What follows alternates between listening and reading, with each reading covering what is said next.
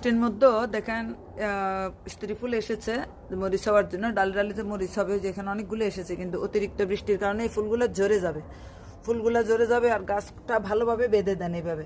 এখন কিন্তু আপনার গুঁড়া পাউডার যে দিতে হবে ইয়ের জন্য, কি বলে, সার হিসাবে। এখন লিকুইড সারে কদিন দেওয়া যাবে না, কারণ লন্ডনে এই সপ্তাহ পুরোটাই বৃষ্টি হবে। এত বৃষ্টি হচ্ছে যে গাছে ভেঙে পড়ে যাচ্ছে।